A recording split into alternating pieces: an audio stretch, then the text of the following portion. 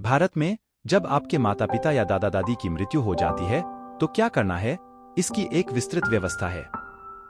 ऐसा हुआ कि एक आदमी मर गया और उसका बेटा यह सुनिश्चित करना चाहता था कि उसके पिता स्वर्ग जाए। कस्बे में कई ट्रैवल एजेंट हैं जो स्वर्ग के लिए टिकट बुक करते हैं। वह ट्रैवल एजेंट से ट्रैवल एजेंट के पास गया और हर कोई बुकिंग लेने को तैयार था, लेकिन किसी के पास कंफर्म टिकट नहीं था। लेकिन वह अपने पिता के लिए कंफर्म टिकट चाहते थे। तब उसे पता चला कि उस दिन गौतम बुद्ध स्वयं शहर में थे। एक प्रबुद्ध व्यक्ति का मतलब है कि उसके पास भगवान के साथ एक हॉटलाइन है। यदि वह स्वयं तुम्हारे पिता की सिफारिश करता है तो तुम्हारे पिता बिना द्वार पर रोके सीधे स्वर्ग चले जाते हैं। इसलिए वह उसकी तलाश में निकल पड़ा। गौतम नगर के बाहर एक विशाल तालाब के सामने एक पेड़ के नीचे बैठे थे।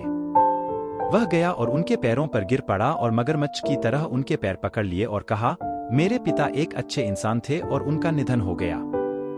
मैं चाहता हूं कि आप यह सुनिश्चित करें कि वह स्वर्ग जाएं। उन्हें ऊपर जाना चाहिए, नीचे नहीं। इससे पहले कि गौतम अपना मुंह खोल पाते, उन्होंने कहा, आपको ना नहीं कहना चाहिए। भारत में एक परंपरा है कि यदि कोई आपके पास आकर अनुरोध करता है, मैं आपसे कुछ पूछने जा रहा हूं, तो आपको मना नहीं करना चाहिए। इसका मतलब है कि आप ना नहीं कह सकते क्योंकि वह इसके लिए बहुत बेताब है। आपके पास कोई विकल्प नहीं है। तो गौतम ने कहा, अब मैं क्या कर सकता हूं? तुमने पहले ही मुझ पर यह प्रतिबंध लगा दिया है, मैं मना नहीं कर सकता। ठीक है, तुम एक काम करो, घर वापस जाओ, 4 बजे नदी में स्नान करना, सुबह एक मिट्टी का बर्तन लेना और उसमें आधा पत्थर और आधा मक्खन भरना, उसे कपड़े से बांधना और यहाँ ले आना और हम देखेंगे कि हम तुम्हारे पिता के लिए क्या कर सकते हैं। हमारा आदमी गया। यदि आपके पिता स्वर्ग जा रहे हैं तो क्या आप एक छोटा बर्तन ले जा सकते हैं? उसने शहर में उपलब्ध सबसे बड़ा बर्तन खरीदा, उसे आधा पत्थर से आधा मक्खन से भर दिया और उसे बांध दिया। उसने बड़ी कठिनाई से इस भारी बर्तन को उठाया और गौतम के सामने आकर खड़ा हो गया। गौतम ने उसकी ओर देखा और कहा, सरोवर की 3 बार परिक्रमा करके आओ, इसे परिक्रमा कहते हैं। इसके पीछे एक विज्ञान है, लेकिन अब लोग इसे हर चीज के 3 बार चक्कर लगाने की हास्यास्पद हद तक ले जाते हैं। गौतम ने कहा, सरोवर की 3 बार परिक्रमा करके आओ। वह आदमी इस भारी बर्तन को लेकर झील के चारों ओर 3 बार चला। जब वह गौतम के सामने आकर खड़ा हुआ तो वह आधा तैयार हो चुका था। गौतम ने उसकी हालत और उसके दृढ़ संकल्प को देखा। उसने उससे कहा, जब तक पानी तुम्हारी छाती तक न आ जाए तब तक पानी में चलते रहो। वह अंदर चला गया। तब गौतम ने कहा, धीरे से बर्तन को अंदर आने दो। घड़ा अंदर जाकर डूब गया।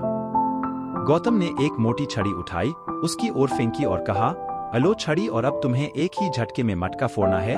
घड़ा पानी के नीचे था और वह आदमी थक गया था। इसे एक ही झटके में तोड़ना एक मुश्किल काम है। लेकिन तुम्हारे पिता स्वर्ग जा रहे हैं, क्या तुम हार मान सकते हो?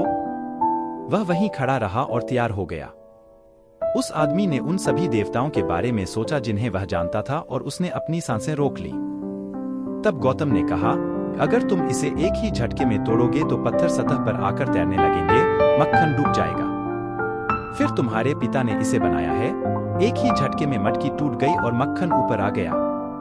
उन्होंने इस अपवित्रीकरण को देखा, मक्खन ऊपर आ गया, अब क्या करें? उसने गौतम की ओर देखा। गौतम ने कहा, उन्होंने इसे नहीं बनाया। जब पत्थर आने वाले थे तो मक्खन आ गया और वह आदमी पूरी तरह से निराश हो गया। फिर वह घूमा और वापस चलने लगा। जैसे ही वह पानी से बाहर आने लगा, उसका दिमाग काम करने लगा। वह गौतम के पास आया और पूछा, आपने कहा था कि मक्खन डूब जाएगा और पत्थर तैरेंगे। यह कैसे संभव है? प्रकृति के नियम ऐसे हैं कि केवल पत्थर डूब सकते हैं, मक्खन केवल तैर सकता है। क्या आपने मुझे धोखा दिया? गौतम ने कहा, बोह, अब जब आप प्रकृति के नियमों के बारे में इतना जानते हैं, तो समस्या क्या है?